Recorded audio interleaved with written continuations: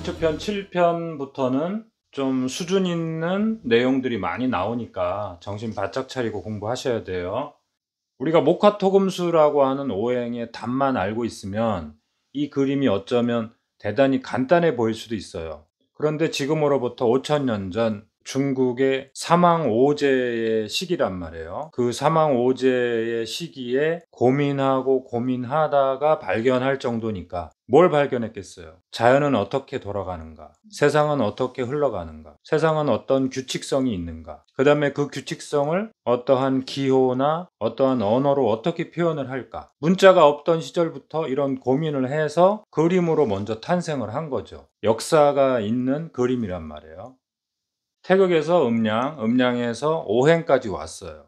오행에서도 제일 어려운 게 토를 발견하는 거죠. 자, 이걸 너무 쉽게 발견하시면 안 돼요. 쉽게 인정하셔도 안 되고 의심을 자꾸 하셔야 돼요.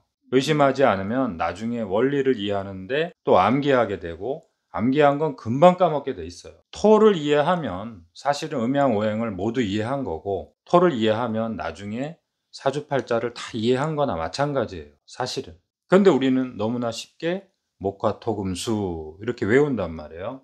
그 과정을 한번 살펴볼게요. 아, 멋있게 표현했어요. 자, 일단은 이게 보이셔야 돼. 이게 보이세요? 양운동. 그 다음에 음운동. 이게 보이셔야 돼요. 이게 뭐예요? 양운동. 이게 뭐예요? 음운동. 아, 이거를 그림으로 이렇게 딱 그려놓는다는 게 제일 어려운 거죠. 자, 그런데 이 하도에서 가장 멋있는 거는 여기에 이 그림에는 뭐가 있죠? 첫 번째. 하도에는 뭐가 있죠? 첫 번째. 그림이 있죠. 뭐. 숫자가 있죠. 순서가 있죠. 일단은 그림이 있네요. 그렇죠? 그 다음에 숫자. 숫자가 어디 있나요? 아, 1이라는 건 무슨 뜻이죠? 처음 생긴다는 뜻이죠. 하도가 참 어렵게 표현했네요. 아, 1을 최초의 양수 목에다가 줬으면 좋은데 여기가 왜 목인가요? 우리 공부했잖아요. 양의 첫 번째 단계를 목이라고 하고 양의 마지막 단계를 화라고 하자고 약속했죠. 자, 양의 첫 번째 단계를 목, 양의 마지막 단계를 화. 그러면은 목에다가 일을 줬으면 얼마나 좋을까요? 근데 일을 어디다 줬어요? 음의 첫 번째 단계가 뭐죠? 금. 네, 음의 첫 번째 단계가 금이죠. 음의 마지막 단계가 뭐예요? 수. 그러면 이게 뭐예요? 수네요? 수에다가 일을 줬네요. 아, 참 멋있죠. 수에다 일을 줬다는 건 뭐예요? 물이 물로서 존재하라는 거예요? 움직이라는 거예요? 움직이라는 거죠. 왜 움직이라는 거예요? 아직 모르시는구나. 숫자는 홀수가 양수를 뜻해요. 짝수는 뭐를 뜻해요? 음의 숫자를 뜻해요. 숫자는 홀수는 양수를 뜻하고요. 이 양의 숫자란 뜻이고요. 짝수는 음의 숫자란 뜻이에요. 왜 홀수는 양수인가요? 양수는 움직임이라고 했잖아요. 자, 한번 보세요. 짝이 딱 맞으면 움직이기 쉬워요? 움직이기 어려워요? 움직이기 어렵죠. 그러니까 짝수는 음의 숫자죠.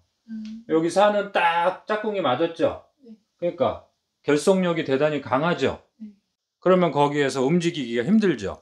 그러니까 음의 수예요. 짝수는 음의 수다. 요거는 이해하셨죠? 자, 홀수는 조금 더 움직임이 자유롭다는 거예요. 왜? 짝을 맺지 않은 수라는 뜻이에요. 여기서 한 짝을 맺었잖아요. 아니죠. 요 두 개만 짝을 맺고 하나는 자유롭게 움직일 수 있잖아요. 그러니까 3은 홀수라고 하셔도 되고 양의 수라고 하셔도 되죠. 자, 그렇게 일단은 알고 계세요. 자, 그러면 이 숫자의 의미도 여기 다 밝혀놨네요. 그래서 하도가 위대한 거예요. 우리 음양 오행학에서는 이 하도와 조금 이따 배울 중국의 또 낙서라는 또 그림이 있어요. 글이 있어요. 자, 거기에서 이걸 밝혀놨단 말이에요. 자, 수에다가 1을 그려놨다는 거 위대한 표현이 되는 거죠. 참 대단한 거예요. 우리가 12띠 공부하신 분들은 좀 이걸 아실 텐데, 자수가 12띠의 출발이고요. 자축인묘진사오미 신유술에, 그 다음에 하루의 출발도 자시부터 출발하는 거예요. 자, 일양이 처음 발생한단 말이에요. 생명의 순환 법칙을 우리가 음양오행에서 찾아내고 싶은 거잖아요. 그러니까 물은 단순히 그냥 물질로만 존재하면 안 되고 생명현상에 참여할 수 있는 준비가 완벽하게 이루어져야 된다. 그걸 어떻게 표현할 거냐 이거예요. 그거를 물에다가 1이라는 숫자를 써주면 되는 거예요. 이 약속에 빨리 익숙해져야 돼요. 수에다가 1이라는 숫자를 쓰면 저 물은 움직이는 물이구나. 생명현상에 참여하는 물이구나. 음의 가장 강력한 상태, 음의 가장 깊은 상태가 뭐예요? 물이란 말이에요. 물질이란 말이에요.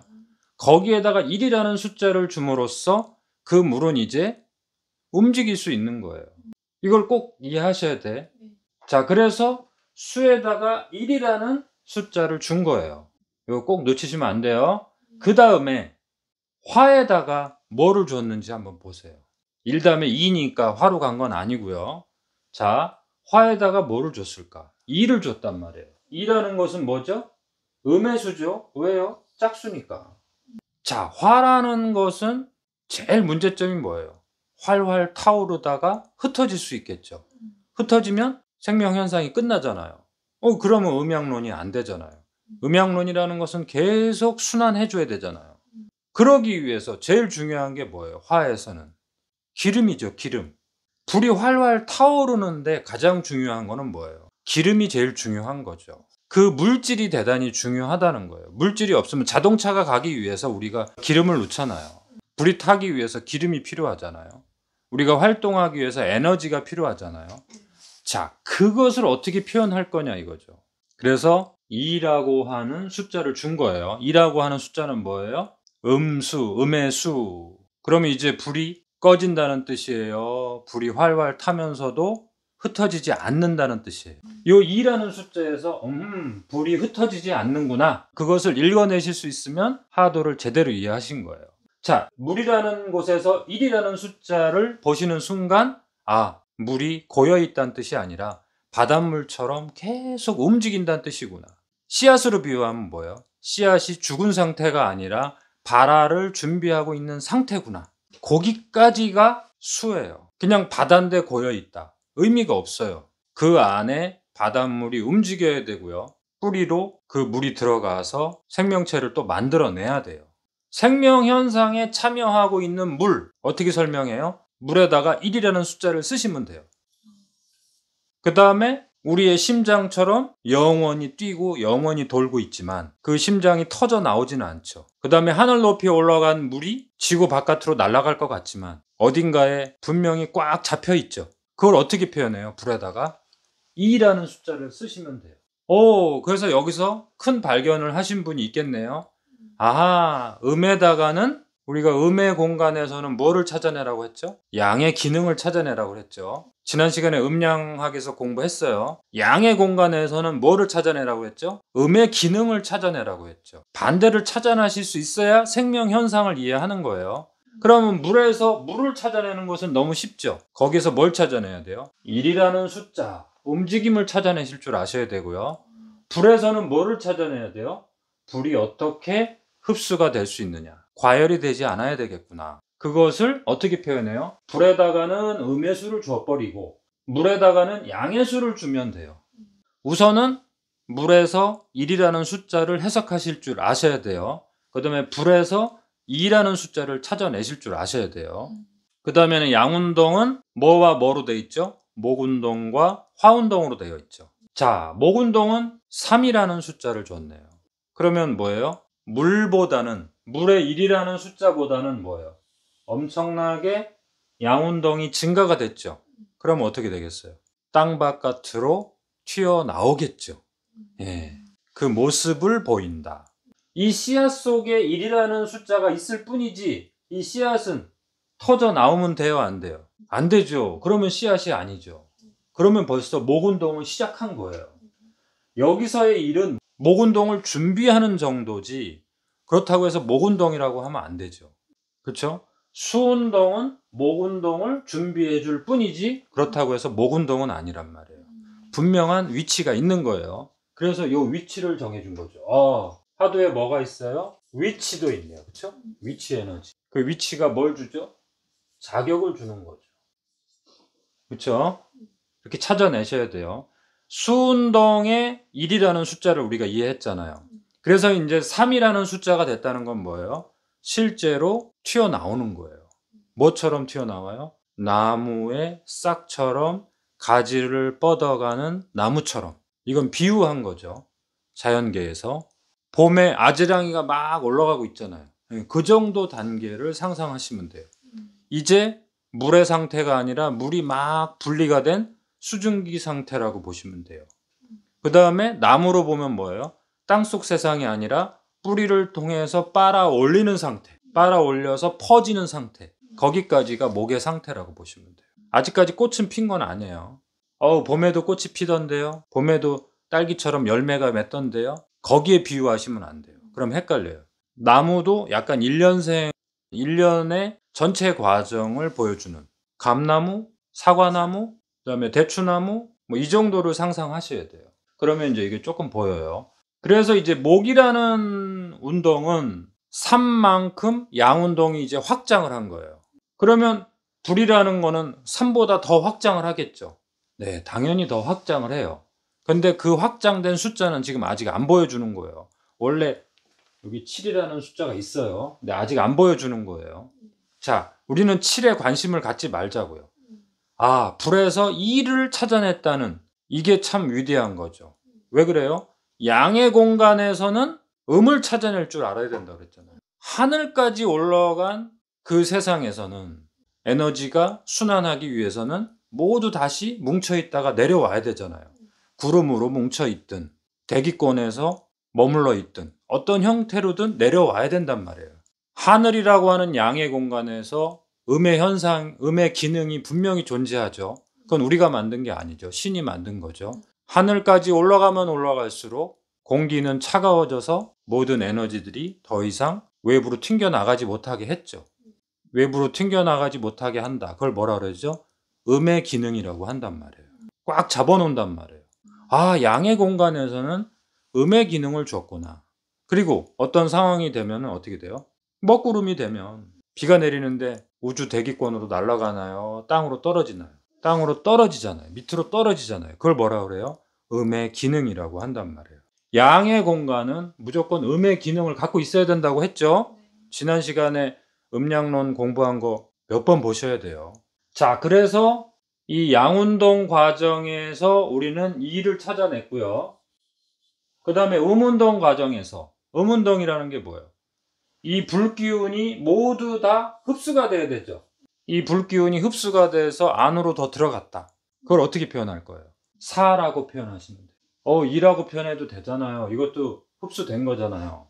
2라고 표현하면 흡수됐다는 뜻이 아니에요. 퍼져나가고 전달되고 끝까지 도달한다. 이거를 2로 표현하는 거예요. 자, 전달하고 퍼져나가는데 그 안에 음의 기능이 없으면 어떻게 되겠어요? 완전히 소모될 거 아니에요. 뭐하고 똑같아요? 우리 몸에 심장에서 퍼져나온 혈관이 손끝 발끝까지 다 나가지만 그 혈관들이 다 터지면 돼요, 안 돼요? 안 되잖아요. 하늘까지 올라간 모든 에너지가 우주 바깥으로 터져 나가지 않는 것을 뭐로 표현해요? 2라고 표현한 거예요. 이렇게 2가 의미하는 거를 여러 단계에서 비유하실 줄 아셔야 돼요. 자, 그게 고스란히 어떻게 돼야 돼요? 고스란히 흡수가 돼야 되죠. 그래 에너지가 어떻게 돼요? 아까 배웠잖아요. 대원칙에서 보존이 되죠. 그렇죠? 에너지 순환의 대원칙에서 보존을 꼭 해줘야 되죠. 자, 다시 볼게요.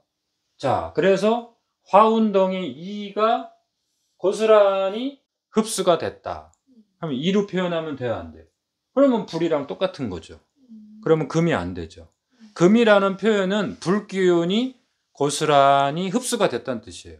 자, 나무로 따지면 뭐죠? 꽃이 피고 나무가 최대한 성장을 해서 영양분을 완전히 만들어냈죠. 그 영양분을 고스란히 열매로 저장을 해야 되겠죠. 또 열매를 맺지 않는 나무는 나무 속에다가 저장을 해야 되겠죠. 그래서 겨울에 그 에너지로 얼어 죽지 않고 생명 현상을 이어갈 수 있겠죠. 그쵸? 나뭇잎이 다 떨어졌으니까 탄소 동화 작용을 하지 못하잖아요. 그래도 살아남아야 되잖아요. 흡수하고 저장하는 기능이 없다면 그러한 나무들도 위험해지잖아요. 똑같은 거예요. 우리는 지금 더 설명하기 쉽게 하기 위해서 열매에 비유하는 거지, 열매를 맺지 않는 나무들도 똑같은 작용을 하는 거예요.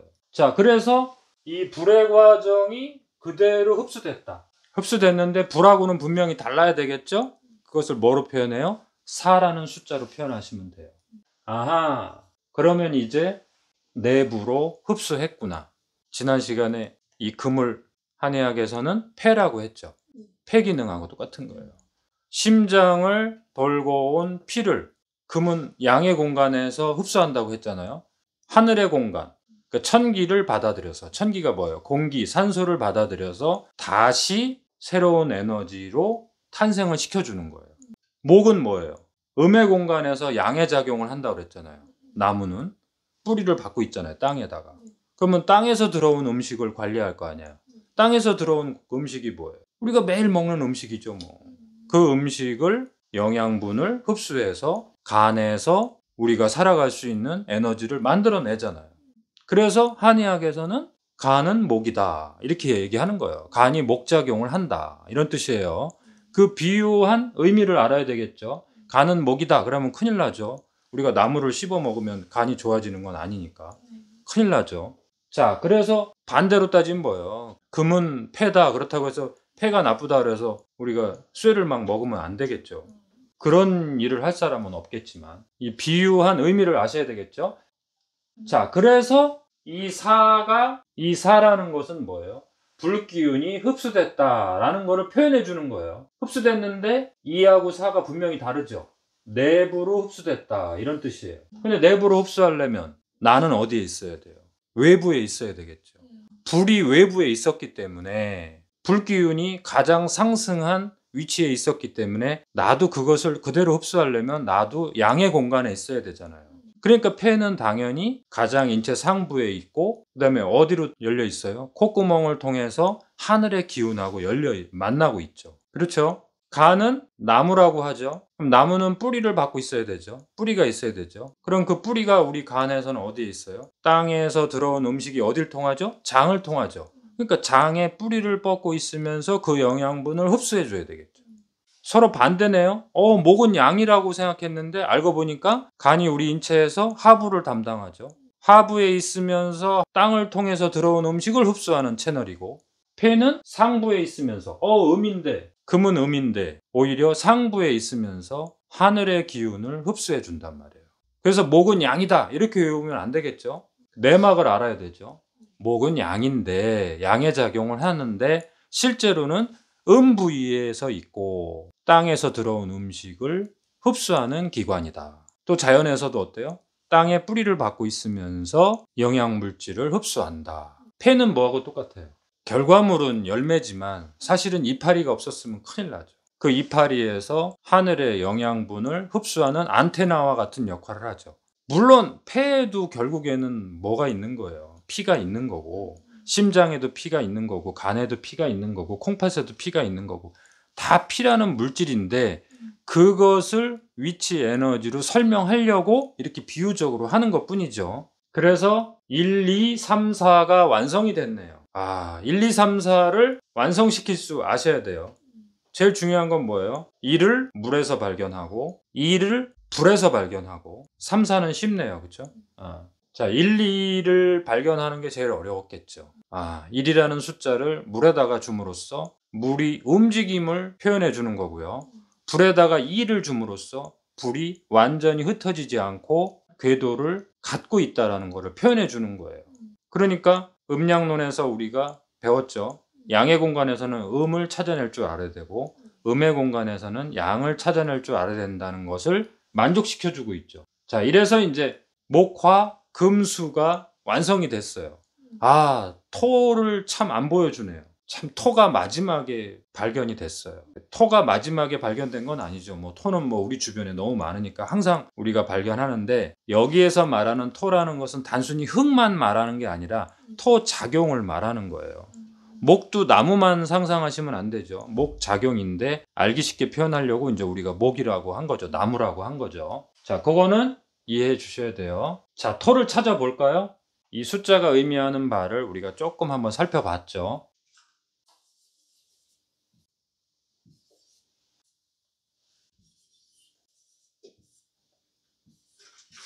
자, 그래서 중국의 이 하도에서 물기운에서 양수를 최초에 넣어줬죠. 그래서 이제 물기운이 움직이기 시작했죠. 그냥 돌덩어리를 상상하시면 안 되는 거예요. 생명현상에 참여하는 그 씨앗과 바닷물을 상상하시면 돼요. 자, 그래서 이 3이라는 목의 에너지가 최대한 상승을 해서 화로 변하죠. 그런데 이 화에서 우리는 뭐를 찾아냈어요? 2라는 숫자를 찾아냈죠. 그것은 뭐예요? 양에서 음을 찾아낸 거죠. 이 자체가 뭐예요? 음양 공존법이에요. 음양이 서로 다르긴 다른데 그 안에 공통적인 속성을 갖고 있음으로써 음양이 영원히 순환할 수 있다. 그리고 영원히 순환한다는 건 뭐예요? 음양이 영원히 보존이 된다. 자, 2라는 숫자가 4가 됐다는 것은 이제 화가 흩어져 버리지 않고 고스란히 그 에너지를 보존시키면서 흡수가 됐다는 뜻이죠. 이 4라는 금운동은 분명히 수운동으로 저장이 되겠죠. 그래서 또 언제든지 또 생명현상에 참여할 수 있게 준비를 하고 있겠죠. 그 준비를 했다는 표현을 뭐라고 하면 돼요? 수에다가 1이라는 숫자를 써주면 돼요. 그러니까 이렇게 써주면은 이게 다 그 뜻이라고 우리가 서로 이해하고 있어야 돼요. 자, 그래서 1이라는 숫자가 탄생하고 2라는 숫자가 탄생하고 3이라는 숫자가 탄생하고 4라는 숫자가 탄생했네요. 근데 탄생한 순서는 다르네요. 최초의 양수인 1이 오히려 음의 영역인 수에서 탄생을 하고요. 최초의 음의 수가 불에서 오히려 탄생을 하네요. 아, 이렇게 상대적으로 숫자를 넣어줌으로써 음양이 공존한다는 걸 보여주고 있는 거예요. 그 다음에 금이라는 공간은 이제 수렴이 돼서 이제 금운동을 제대로 한다는 뜻을 4라고 표현한 거고요. 그 다음에 3이라는 숫자는 양운동을 제대로 시작했다는 뜻이에요. 그렇다는 것은 1은 뭐예요? 생명현상에 참여하는 물을 상징하는 거지만 그렇다고 해서 양이 됐다는 뜻은 아니에요. 여기는 무조건 뭐예요? 저장을 하고 있어야 돼요. 자, 불에 2를 줬으니까 불이 꺼졌다 이렇게 하시면 안 돼요. 이거는 불이 영원히 어떻게 된다? 전달하고 멈추지 않는다. 자, 불이 멈추지 않기 위해서는 그 연료와 같은 음액이 있어야 되잖아요. 그렇죠? 이걸 표현한 거예요. 이 숫자가 의미하는 바를 이해하셔야 돼요. 자, 그 다음에 뭐가 탄생을 하죠? 드디어 하도에서 5라는 숫자가 출현하고 있어요. 자, 어디다 그려놨어요? 가운데다 그려놨네요. 아, 이게 참 너무너무 어려우면서도 멋있는 표현이에요. 그 다음에 5는 1, 2, 3, 4, 5에서 마지막이네요. 마지막에 누가 등장하죠? 대스타가 등장하죠. 그러니까 뭐예요?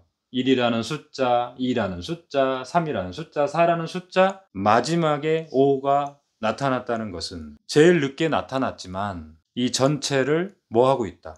통합하고 있다. 뭐예요? 5는 통합하고 있다. 전체를 뭐 하고 있다? 조절하고 있다. 그걸 어떻게 표현해요? 가운데다가 그려주면 되죠. 어디도 치우치지 않는다. 치우치지 않는다. 그럼 뭐라고 해요? 균형. 그 다음에 조절한다는 건 뭐예요? 그 변화에 뭐가 된다는 뜻이에요. 변화에 주도적인 역할을 하고 있다는 거예요. 얘가 끼울지 않게 조절해주고 있는 거예요. 우리 뭐하고 똑같아요? 우리 배고프면은 밥 먹고, 배부르면은 그만 먹고, 피곤하면은 쉬고, 또 피곤하지 않으면은 뭔가 하고 싶고 조절해 주는 거죠. 뭐하고 똑같아요? 자, 음량에서 양이 아무리 올라가도 완전히 흩어지지 않고 다시 내려오잖아요. 아, 어떻게 내려올까? 그래서 음량에서 뭐로 설명했어요? 공존성, 의존성. 서로 의존해서 서로 꼭 붙어 있죠. 서로 공통점.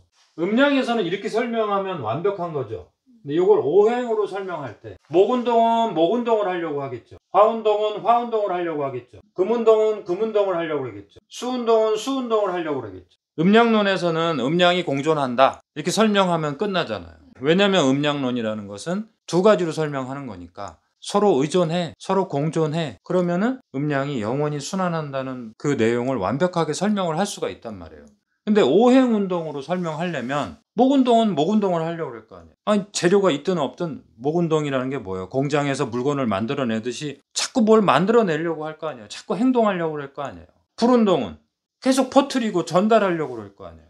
금운동은 자꾸 수납하고 자꾸 뭐 열매 맺으려고 하고, 나뭇가지는 5개밖에 없는데 열매는 100개 만들어내려고 하면은 나뭇가지가 찢어질 거 아니에요.